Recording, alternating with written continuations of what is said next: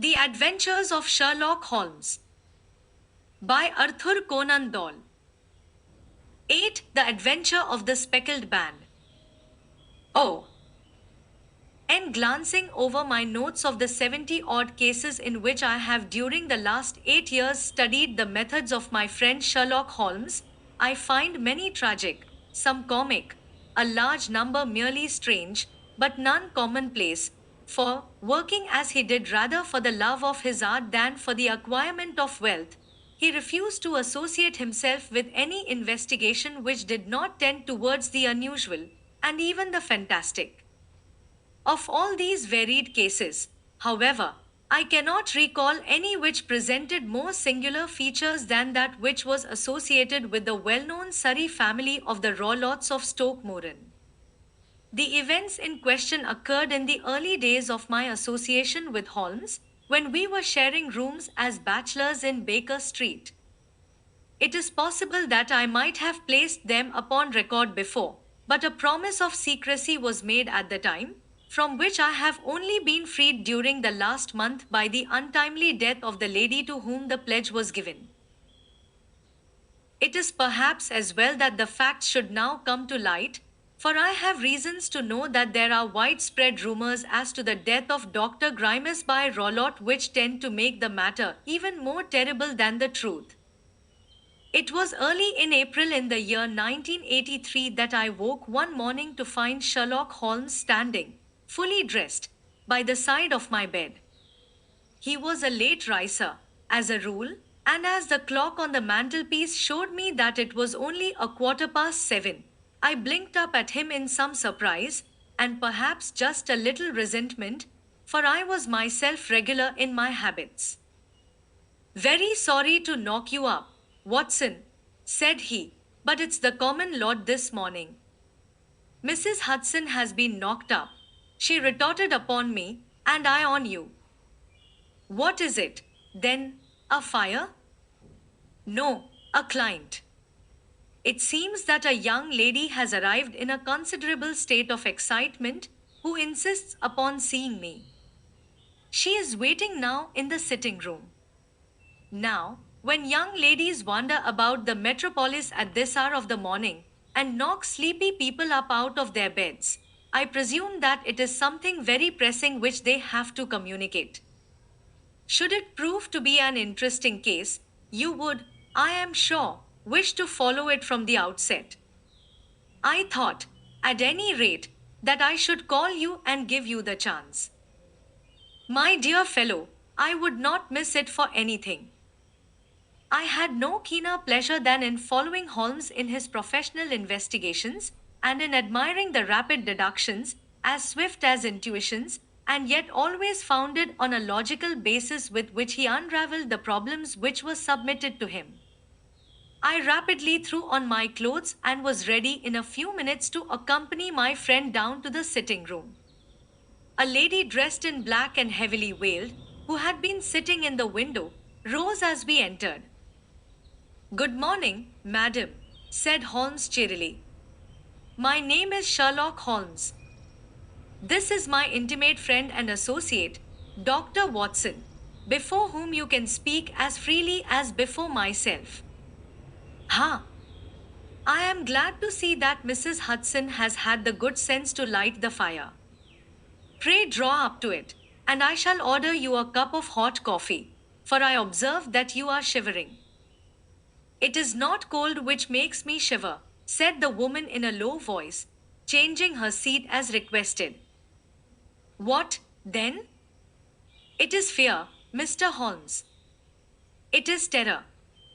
She raised her veil as she spoke, and we could see that she was indeed in a pitiable state of agitation, her face all drawn and grey, with restless, frightened eyes, like those of some hunted animal. Her features and figure were those of a woman of 30, but her hair was short with premature grey, and her expression was weary and haggard. Sherlock Holmes ran her over with one of his quick, all-comprehensive glances. You must not fear, said he soothingly, bending forward and patting her forearm. We shall soon set matters right, I have no doubt. You have come in by train this morning, I see. You know me, then? No, but I observed the second half of a return ticket in the palm of your left glove. You must have started early, and yet you had a good drive in a dog cart along heavy roads before you reached the station.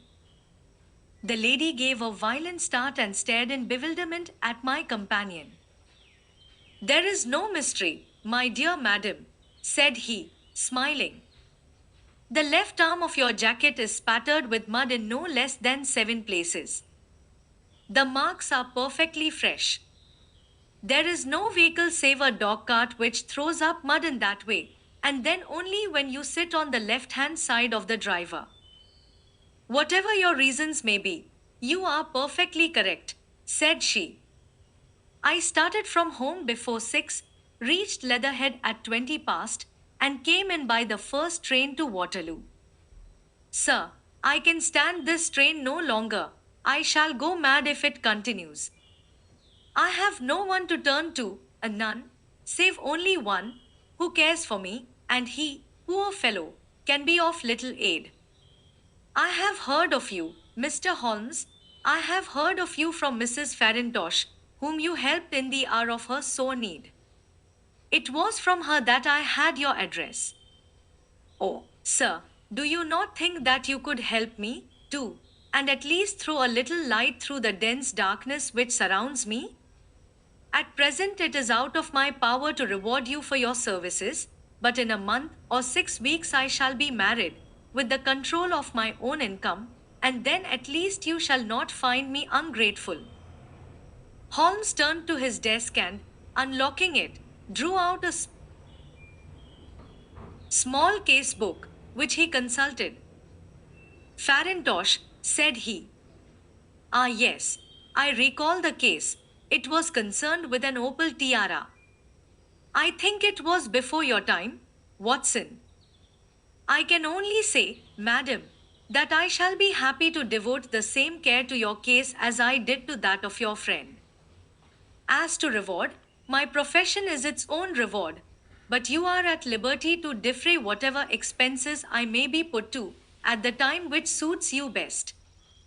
And now I beg that you will lay before us everything that may help us in forming an opinion upon the matter.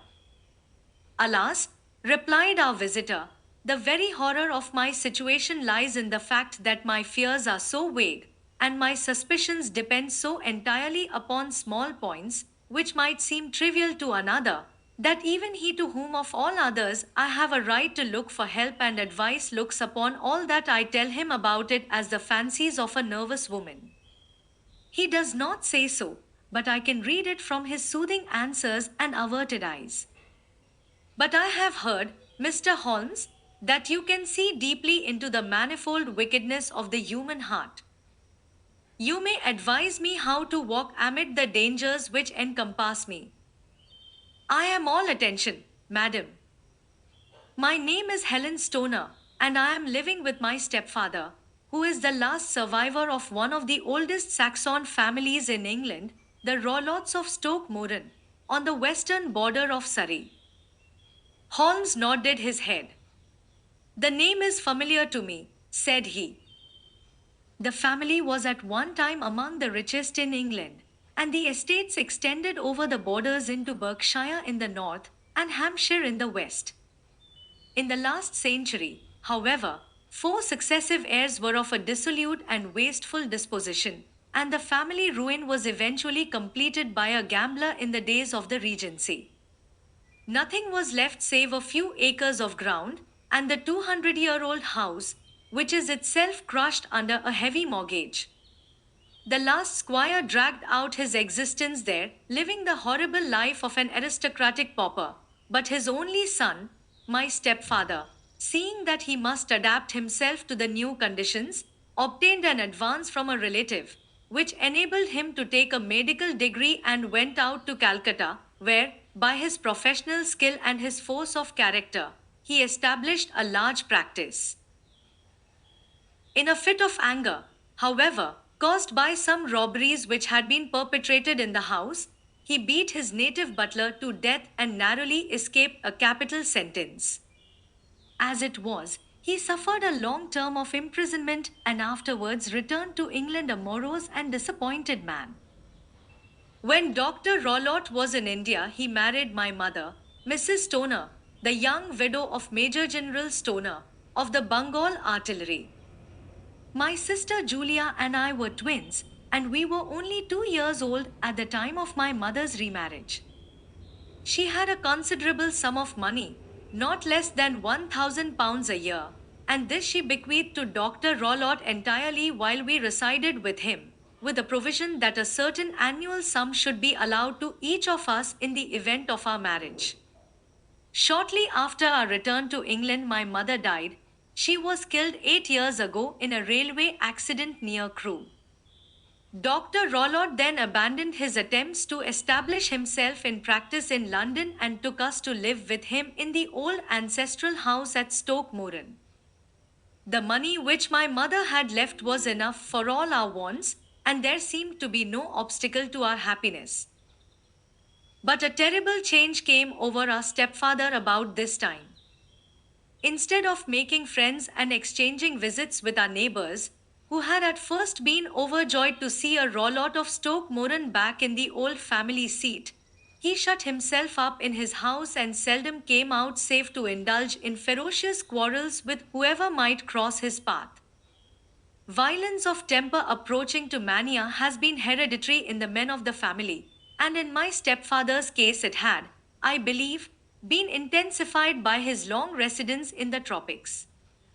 A series of disgraceful brawls took place, two of which ended in the police court, until at last he became the terror of the village, and the folks would fly at his approach, for he is a man of immense strength and absolutely uncontrollable in his anger. Last week he hurled the local blacksmith over a parapet into a stream, and it was only by paying over all the money which I could gather together that I was able to avert another public exposure. He had no friends at all save the wandering gypsies, and he would give these vagabonds leave to encamp upon the few acres of bramble covered land which represent the family estate, and would accept in return the hospitality of their tents, wandering away with them sometimes for weeks on end. He has a passion also for Indian animals, which are sent over to him by a correspondent, and he has at this moment a cheetah and a baboon, which wander freely over his grounds and are feared by the villagers almost as much as their master. You can imagine from what I say that my poor sister Julia and I had no great pleasure in our lives. No servant would stay with us, and for a long time we did all the work of the house. She was but 30 at the time of her death, and yet her hair had already begun to whiten, even as mine has. Your sister is dead, then? She died just 2 years ago, and it is of her death that I wish to speak to you. You can understand that, living the life which I have described, we were little likely to see anyone of our own age and position.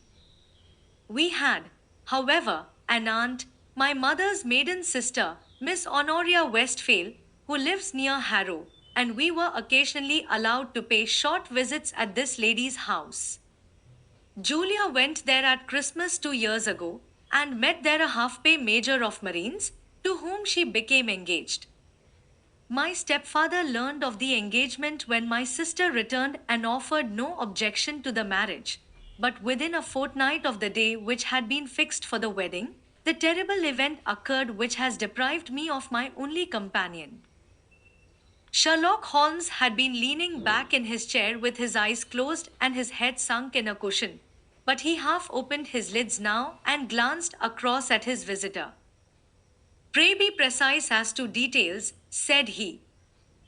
It is easy for me to be so, for every event of that dreadful time is seared into my memory. The manor house is, as I have already said, very old, and only one wing is now inhabited. The bedrooms in this wing are on the ground floor, the sitting rooms being in the central block of the buildings. Of these bedrooms, the first is Dr. Roylott's, the second my sister's, and the third my own. There is no communication between them, but they all open out into the same corridor. Do I make myself plain? Perfectly so. The windows of the three rooms open out upon the lawn. That fatal night, Dr. Roylott had gone to his room early, though we knew that he had not retired to rest, for my sister was troubled by the smell of the strong Indian cigars which it was his custom to smoke. She left her room, therefore, and came into mine, where she sat for some time, chatting about her approaching wedding. At 11 o'clock, she rose to leave me, but she paused at the door and looked back. Tell me, Helen, said she, have you ever heard anyone whistle in the dead of the night? Never, said I. I suppose that you could not possibly whistle yourself in your sleep? Certainly not. But why? Because during the last few nights I have always, about 3 in the morning, heard a low, clear whistle. I am a light sleeper, and it has awakened me. I cannot tell where it came from, perhaps from the next room, perhaps from the lawn. I thought that I would just ask you whether you had heard it. No, I have not. It must be those wretched gypsies in the plantation. Very likely. And yet, if it were on the lawn, I wonder that you did not hear it also. Ah, but I sleep more heavily than you. Well, it is of no great consequence, at any rate. She smiled back at me, closed my door, and a few moments later I heard her key turn in the lock. Indeed, said Holmes. Was it your custom always to lock yourselves in at night? Always. And why? I think that I mentioned to you that the doctor kept a cheetah and a baboon. We had no feeling of security unless our doors were locked. Quite so. Pray proceed with your statement. I could not sleep that night. A vague feeling of impending misfortune impressed me. My sister and I, you will recollect, were twins, and you know how subtle are the links which bind to souls which are so closely allied. It was a wild night. The wind was howling outside, and the rain was beating and splashing against the windows. Suddenly, amid all the hubbub of the gale, there burst forth the wild scream of a terrified woman. I knew that it was my sister's voice. I sprang from my bed, wrapped a shawl round me, and rushed into the corridor. As I opened my door, I seemed to hear a low whistle, such as my sister described, and a few moments later a clanging sound, as if a mass of metal had fallen. As I ran down the passage, my sister's door was unlocked and revolved slowly upon its hinges. I stared at it horror stricken, not knowing what was about to issue from it. By the light of the corridor lamp, I saw my sister appear at the opening, her face blanched with terror, her hands groping for help, her whole figure swaying to and fro like that of a drunkard. I ran to her and threw my arms round her, but at that moment her knees seemed to give way and she fell to the ground. She writhed as one who is in terrible pain, and her limbs were dreadfully convulsed. At first I thought that she had not recognized me, but as I bent over her, she suddenly shrieked out in a voice which I shall never forget. Oh, my God! Helen! It was the band. The speckled band. There was something else which she would fain have said, and she stabbed with her finger into the air in the direction of the doctor's room, but a fresh convulsion seized her and choked her words. I rushed out, calling loudly for my stepfather, and I met him hastening from his room in his dressing gown. When he reached my sister's side, she was unconscious, and though he poured brandy down her throat and sent for medical aid from the village, all efforts were in vain, for she slowly sunk and died without having recovered her consciousness. Such was the dreadful end of my beloved sister. One moment, said Holmes, are you sure about this whistle and metallic sound? Could you swear to it? That was what the county coroner asked me at the inquiry. It is my strong impression that I heard it, and yet, among the crash of the gale and the creaking of an old house, I may possibly have been deceived. Was your sister dressed? No, she was in her nightdress. In her right hand was found the charred stump of a match, and in her left a matchbox, showing that she had struck a light and looked about her when the alarm took place. That is important. And what conclusions did the coroner come to? He investigated the case with great care, for Dr. Rollott's conduct had long been notorious in the county, but he was unable to find any satisfactory cause of death. My evidence showed that the door had been fastened upon the inner side, and the windows were blocked by old fashioned shutters with broad iron bars, which were secured every night. The walls were carefully sounded and were shown to be quite solid all round, and the flooring was also thoroughly examined with the same result. The chimney is wide, but is barred up by four large staples. It is certain, therefore, that my sister was quite alone when she met her end. Besides, there were no marks of any violence upon her. How about poison? The doctors examined her for it, but without success. What do you think that this unfortunate lady died of, then? It is my belief that she died of pure fear and nervous shock, though what it was that frightened her I cannot imagine. Were there gypsies in the plantation at the time? Yes, there are nearly always some there.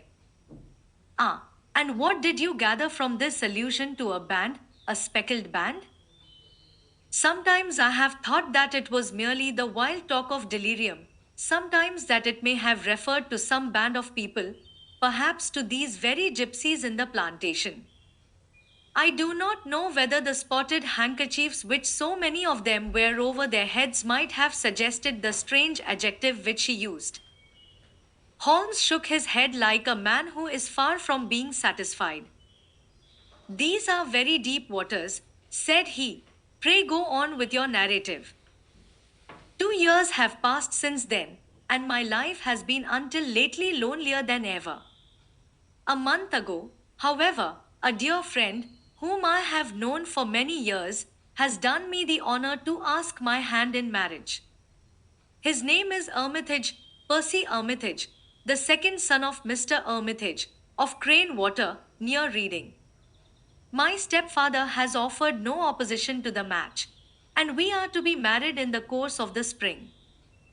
2 days ago, some repairs were started in the west wing of the building, and my bedroom wall has been pierced, so that I have had to move into the chamber in which my sister died, and to sleep in the very bed in which she slept.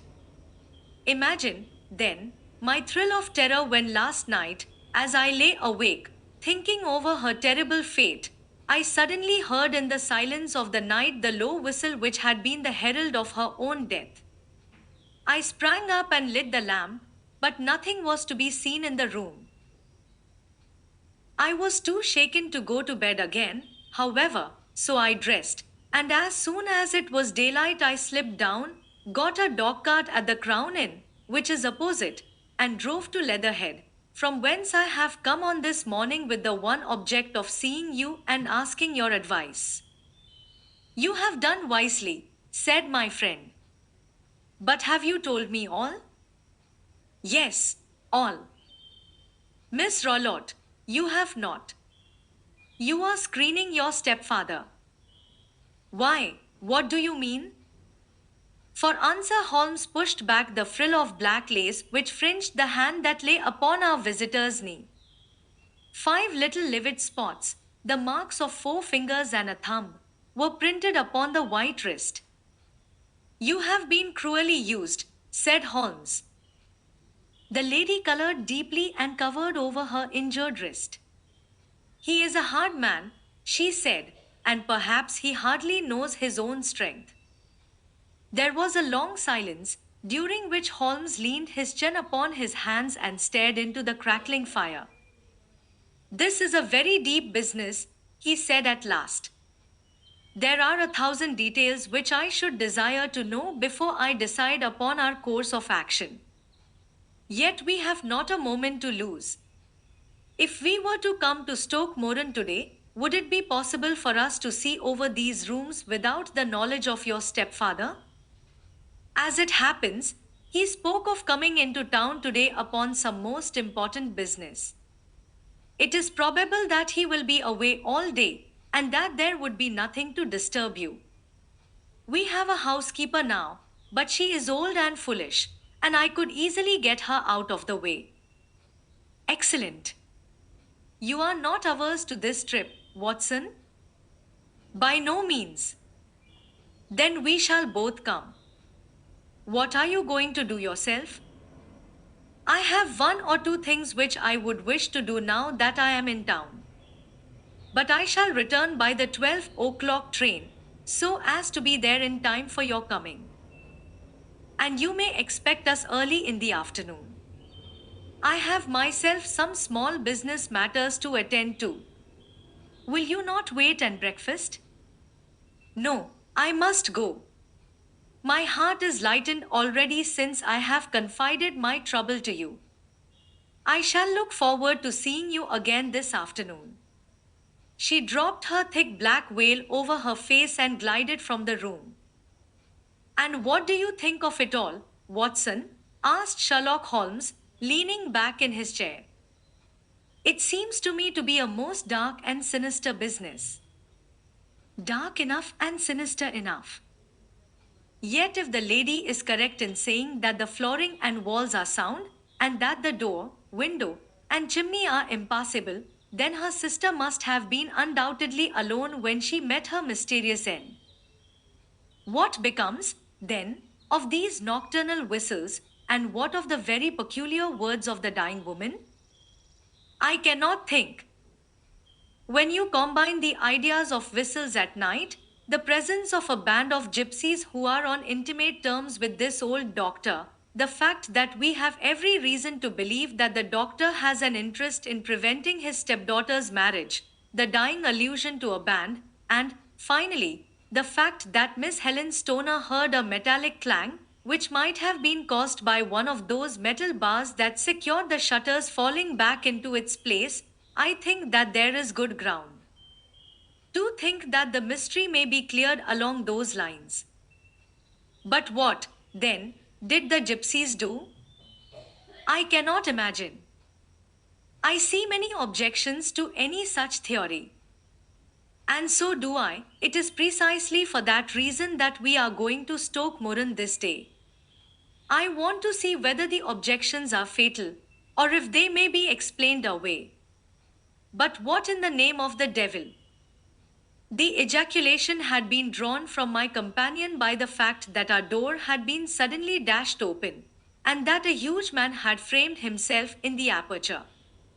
His costume was a peculiar mixture of the professional and of the agricultural, having a black top hat, a long frock coat, and a pair of high gaiters, with a hunting crop swinging in his hand.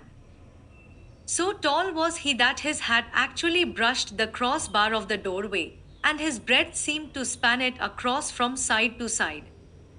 A large face, seared with 1,000 wrinkles, burned yellow with the sun, and marked with every evil passion, was turned from one to the other of us, while his deep-set, bile-shot eyes, and his high, thin, fleshless nose, gave him somewhat the resemblance to a fierce old bird of prey.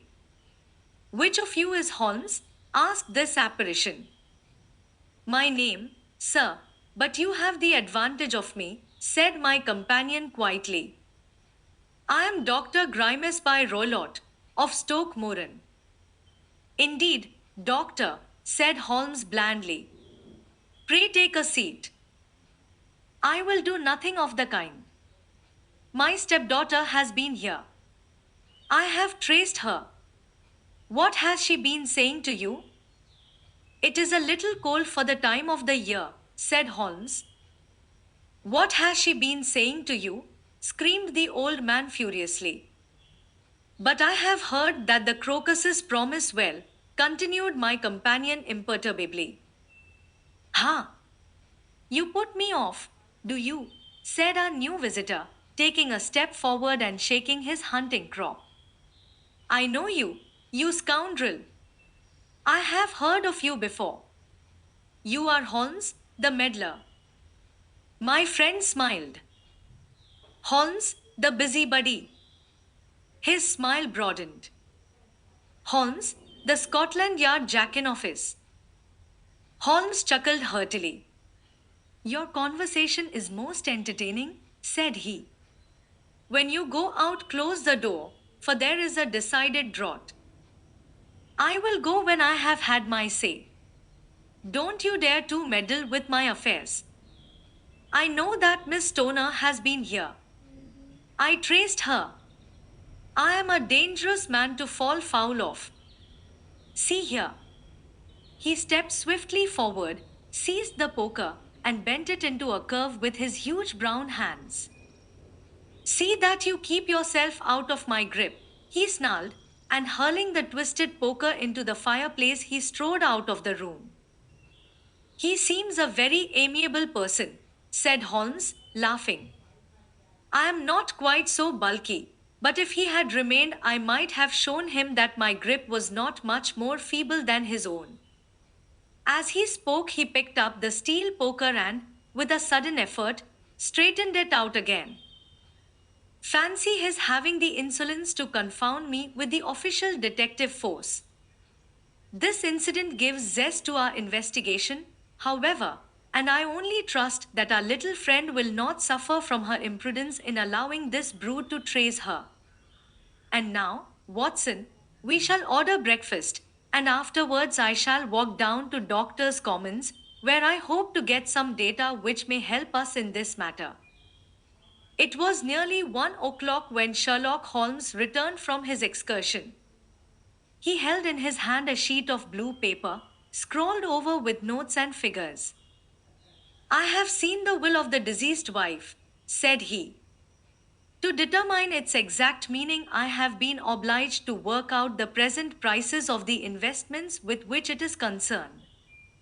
The total income, which at the time of the wife's death was little short of £1,100, is now, through the fall in agricultural prices, not more than £750.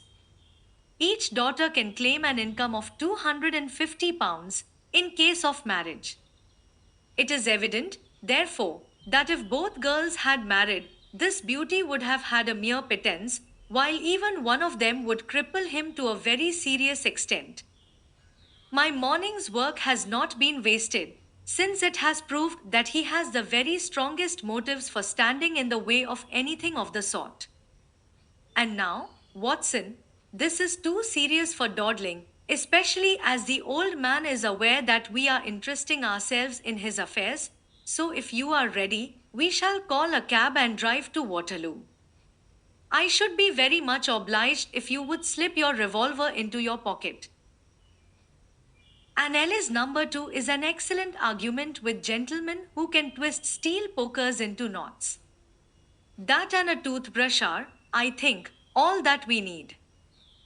At Waterloo, we were fortunate in catching a train for Leatherhead, where we hired a trap at the station inn and drove for 4 or 5 miles through the lovely Surrey lanes. It was a perfect day, with a bright sun and a few fleecy clouds in the heavens.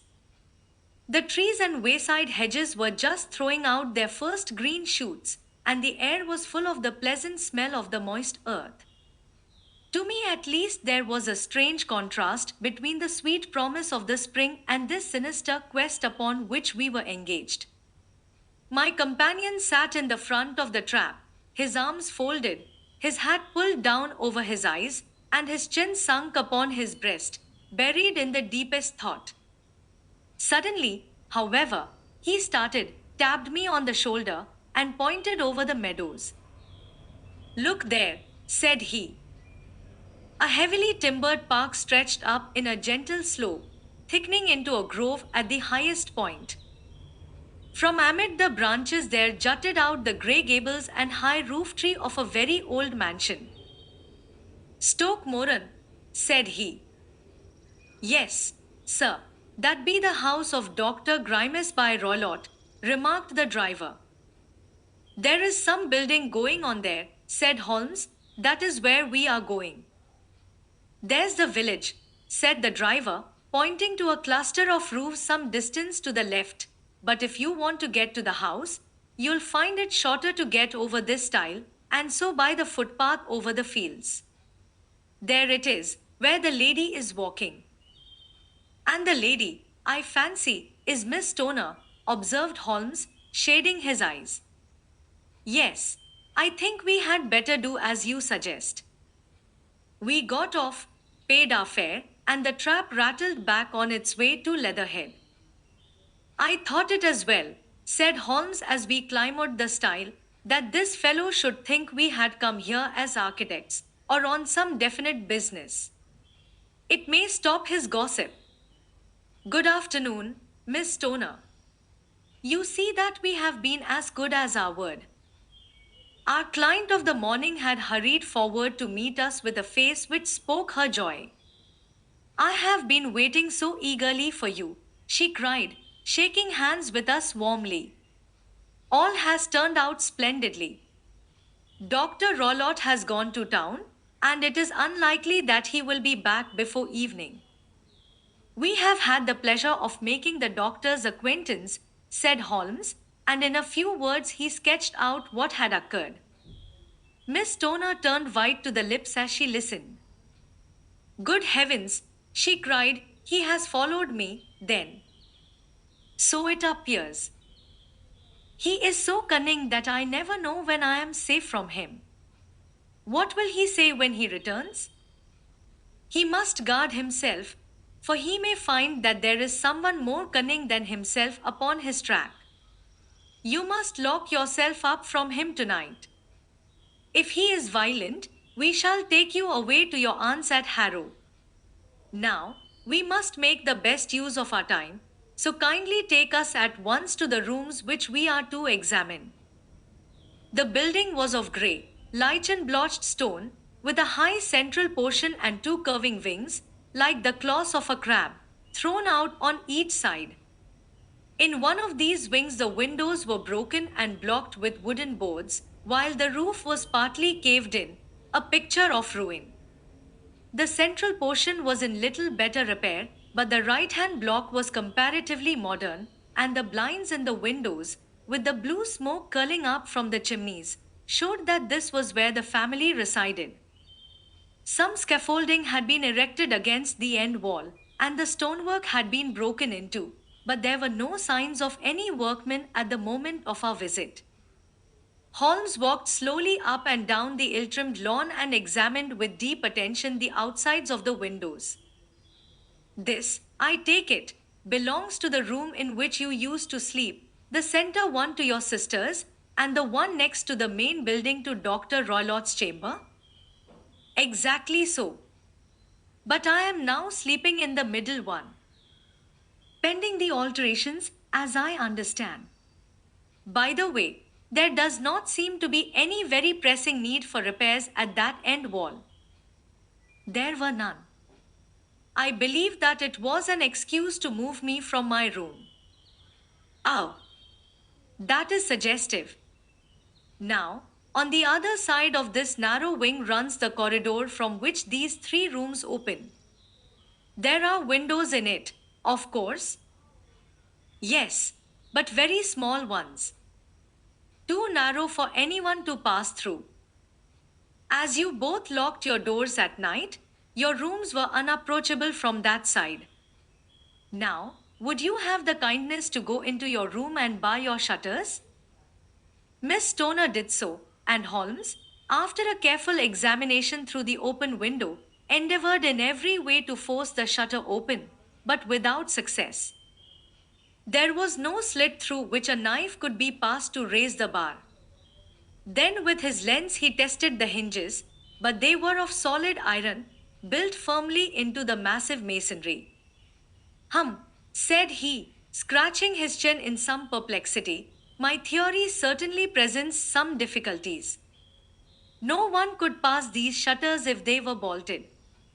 Well, We shall see if the inside throws any light upon the matter. A small side door led into the whitewashed corridor from which the three bedrooms opened.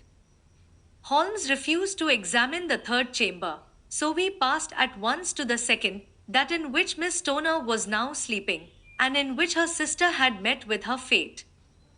It was a homely little room, with a low ceiling and a gaping fireplace, after the fashion of old country houses. A brown chest of drawers stood in one corner, a narrow white counterpaned bed in another, and a dressing table on the left hand side of the window. These articles, with two small wickerwork chairs, made up all the furniture in the room save for a square of Wilton carpet in the center. The boards round and the paneling of the walls were of brown, worm-eaten oak, so old and discolored that it may have dated from the original building of the house. Holmes drew one of the chairs into a corner and sat silent, while his eyes traveled round and up and down, taking in every detail of the apartment. Where does that bell communicate with? He asked at last, pointing to a thick bell rope which hung down beside the bed, the tassel actually lying upon the pillow. It goes to the housekeeper's room. It looks newer than the other things? Yes, it was only put there a couple of years ago. Your sister asked for it, I suppose? No, I never heard of her using it. We used always to get what we wanted for ourselves. Indeed, it seemed unnecessary to put so nice a bell pull there. You will excuse me for a few minutes while I satisfy myself as to this floor. He threw himself down upon his face with his lens in his hand and crawled swiftly backward and forward, examining minutely the cracks between the boards. Then he did the same with the woodwork with which the chamber was panelled.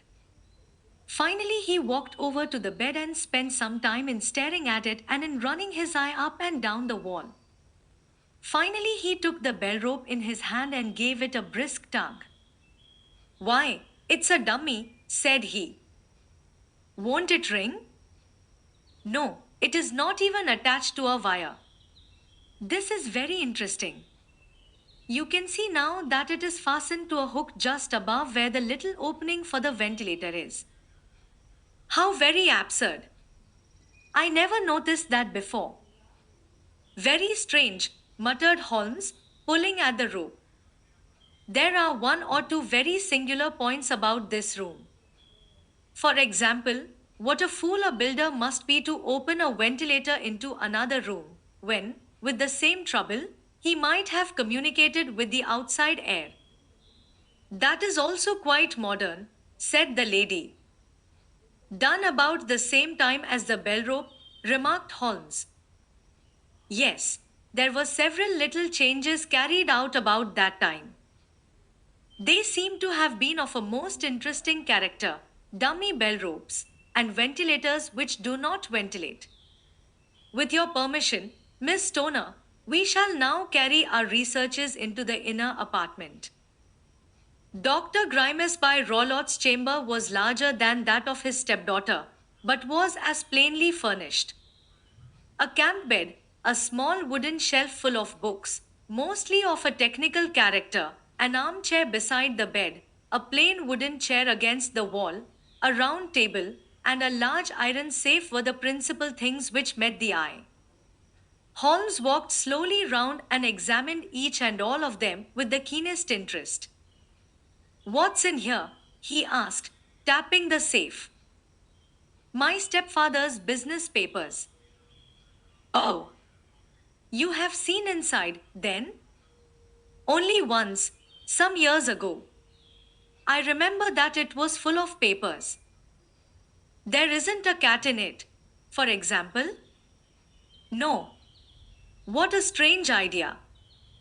Well, look at this. He took up a small saucer of milk which stood on the top of it. No, we don't keep a cat. But there is a cheetah and a baboon. Ah, yes, of course. Well, a cheetah is just a big cat, and yet a saucer of milk does not go very far in satisfying its wants, I dare say. There is one point which I should wish to determine. He squatted down in front of the wooden chair and examined the seat of it with the greatest attention. Thank you. That is quite settled, said he, rising and putting his lens in his pocket. Hello, here is something interesting. The object which had caught his eye was a small dog lash hung on one corner of the bed.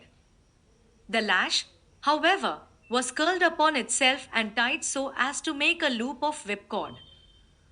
What do you make of that, Watson? It's a common enough lash, but I don't know why it should be tied. That is not quite so common, is it? Ah, me. It's a wicked world, and when a clever man turns his brains to crime, it is the worst of all. I think that I have seen enough now, Miss Stoner, and with your permission, we shall walk out upon the lawn.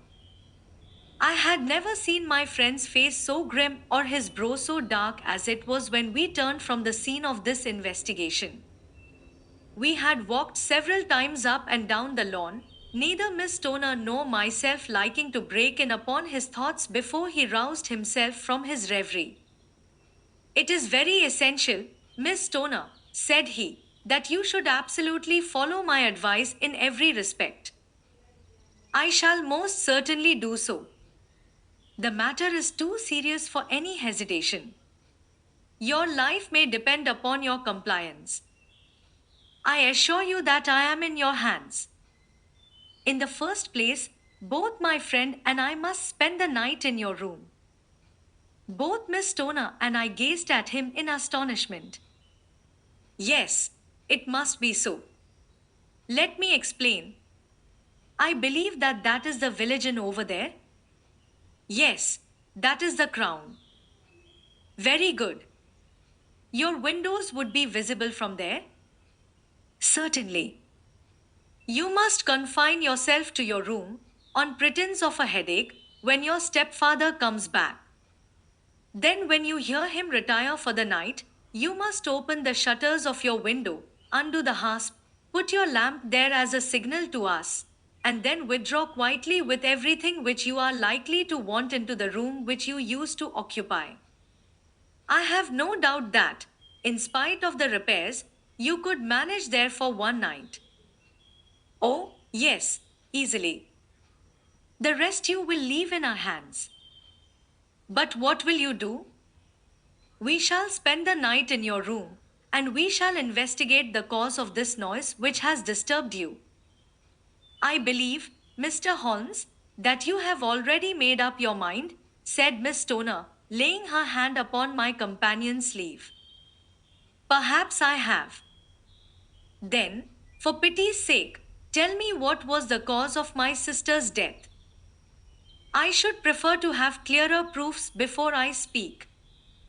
You can at least tell me whether my own thought is correct, and if she died from some sudden fright. No, I do not think so. I think that there was probably some more tangible cause.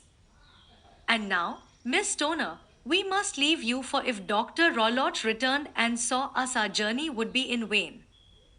Goodbye, and be brave, for if you will do what I have told you, you may rest assured that we shall soon drive away the dangers that threaten you. Sherlock Holmes and I had no difficulty in engaging a bedroom and sitting room at the Crown Inn. They were on the upper floor, and from our window we could command a view of the avenue gate and of the inhabited wing of Stoke Moran Manor House. At dusk we saw Dr. Grimes by Rollotte drive past, his huge form looming up beside the little figure of the lad who drove him. The boy had some slight difficulty in undoing the heavy iron gates, and we heard the hoarse roar of the doctor's voice and saw the fury with which he shook his clenched fists at him. The trap drove on, and a few minutes later we saw a sudden light spring up among the trees as the lamp was lit in one of the sitting rooms. Do you know, Watson, said Holmes as we sat together in the gathering darkness, I have really some scruples as to taking you tonight. There is a distinct element of danger. Can I be of assistance? Your presence might be invaluable. Then I shall certainly come. It is very kind of you. You speak of danger. You have evidently seen more in these rooms than was visible to me. No, but I fancy that I may have deduced a little more. I imagine that you saw all that I did. I saw nothing remarkable save the bell rope, and what purpose that could answer, I confess, is more than I can imagine. You saw the ventilator, too? Yes, but I do not think that it is such a very unusual thing to have a small opening between two rooms. It was so small that a rat could hardly pass through. I knew that we should find a ventilator before ever we came to Stoke Moran. My dear Holmes. Oh, yes, I did. You remember in her statement she said that her sister could smell Dr. Roylott's cigar. Now, of course, that suggested at once that there must be a communication between the two rooms. It could only be a small one, or it would have been remarked upon at the coroner's inquiry. I deduced a ventilator. But what harm can there be in that? Well, there is at least a curious coincidence of dates. A ventilator is made, a cord is hung, and a lady who sleeps in the bed dies. Does not that strike you? I cannot as yet see any connection. Did you observe anything very peculiar about that bed? No. It was clamped to the floor. Did you ever see a bed fastened like that before? I cannot say that I have. The lady could not move her bed. It must always be in the same relative position to the ventilator and to the rope, or so we may call it, since it was clearly never meant for a bell pull. Holmes, I cried, I seem to see dimly what you are hinting at. We are only just in time to prevent some subtle and horrible crime. Subtle enough and horrible enough. When a doctor does go wrong, he is the first of criminals. He has nerve and he has knowledge. Palmer and Pritchard were among the heads of their profession. This man strikes even deeper, but I think, Watson, that we shall be able to strike deeper still. But we shall have horrors enough before the night is over. For goodness sake, let us have a quiet pipe and turn our minds for a few hours to something more cheerful. About 9 o'clock, the light among the trees was extinguished, and all was dark in the direction of the manor house. 2 hours passed slowly away, and then, suddenly, just at the stroke of 11, a single bright light shone out right in front of us. That is our signal, said Holmes, springing to his feet. It comes from the middle window. As we passed out, he exchanged a few words with the landlord, explaining that we were going on a late visit to an acquaintance and that it was possible that we might spend the night there. A moment later, we were out on the dark road, a chill wind blowing in our faces, and one yellow light twinkling in front of us through the gloom to guide us on our somber errand. There was little difficulty in entering the grounds, for unrepaired breaches gaped in the old park wall. Making our way among the trees, we reached the lawn, crossed it, and were about to enter through the window when out from a clump of laurel bushes there darted what seemed to be a hideous and distorted child, who threw itself upon the grass with writhing limbs and then ran swiftly across the lawn into the darkness. My God! I whispered, did you see it? Holmes was for the moment as startled as I, his hand closed like a vice upon my wrist in his agitation. Then he broke into a low laugh and put his lips to my ear. It is a nice household, he murmured. That is the baboon. I had forgotten the strange pets which the doctor affected. There was a cheetah, too. Perhaps we might find it upon our shoulders at any moment. I confess that I felt easier in my mind when, after following Holmes' example and slipping off my shoes, I found myself inside the bedroom. My companion noiselessly closed the shutters, moved the lamp onto the table, and cast his eyes round the room. All was as we had seen it in the daytime. Then, creeping up to me and making a trumpet of his hand, he whispered into my ear again so gently that it was all that I could do to distinguish the words.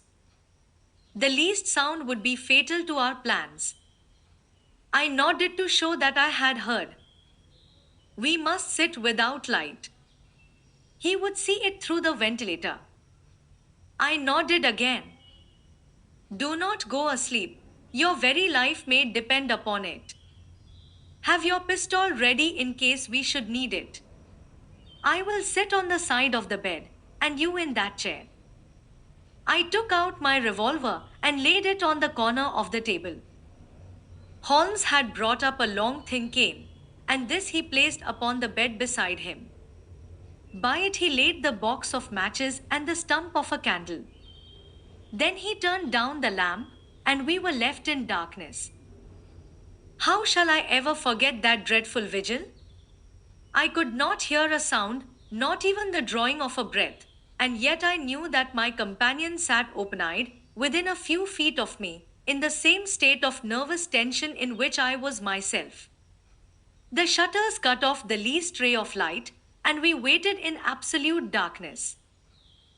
From outside came the occasional cry of a night bird, and once at our very window a long-drawn cat-like whine, which told us that the cheetah was indeed at liberty. Far away we could hear the deep tones of the parish clock, which boomed out every quarter of an hour. How long they seemed, those quarters!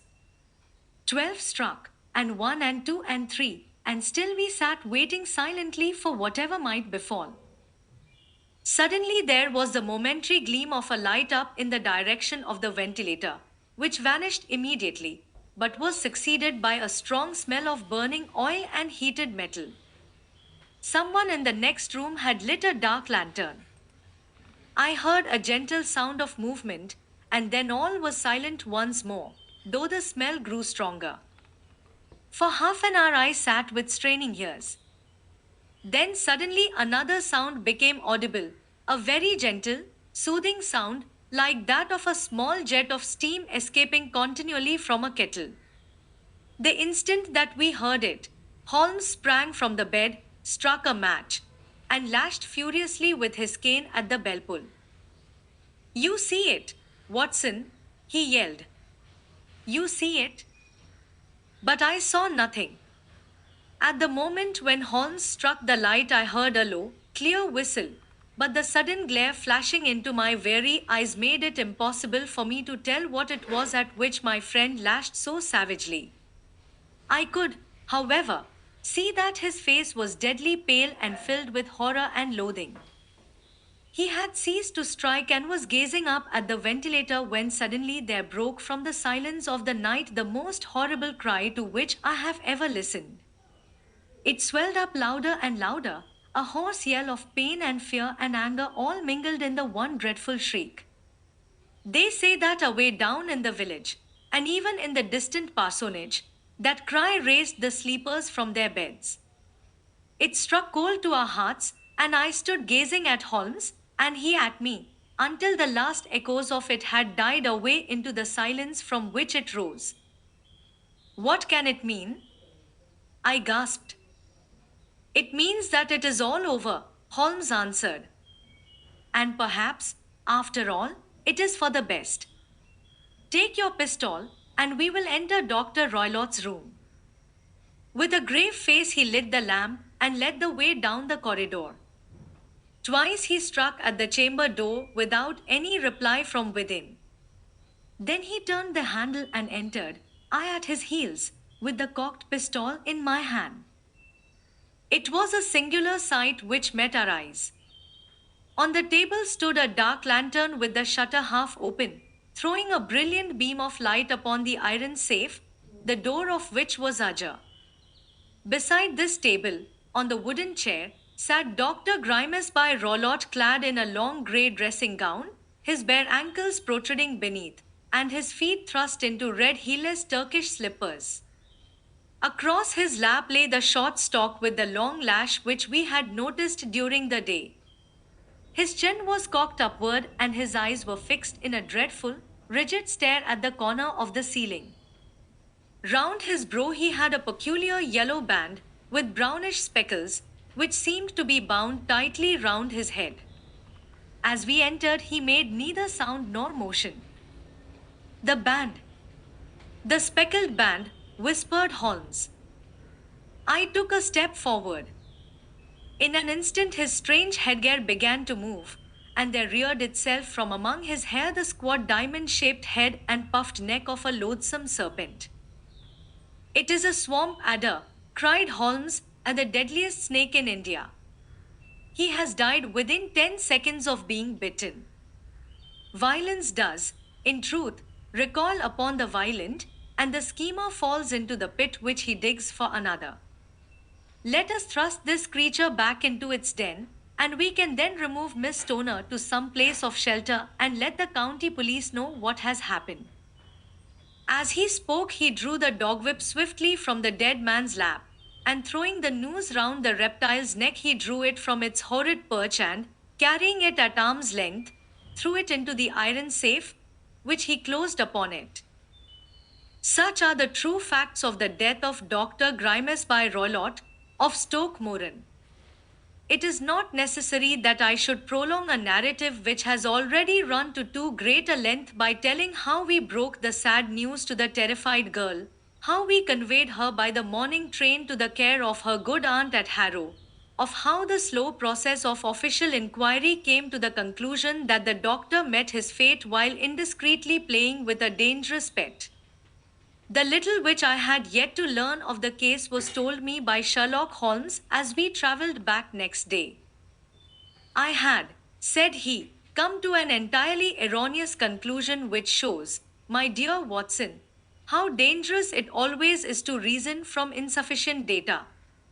The presence of the gypsies, and the use of the word band, which was used by the poor girl, no doubt, to explain the appearance which she had caught a hurried glimpse of by the light of her match, was sufficient to put me upon an entirely wrong scent. I can only claim the merit that I instantly reconsidered my position when, however, it became clear to me that whatever danger threatened an occupant of the room could not come either from the window or the door.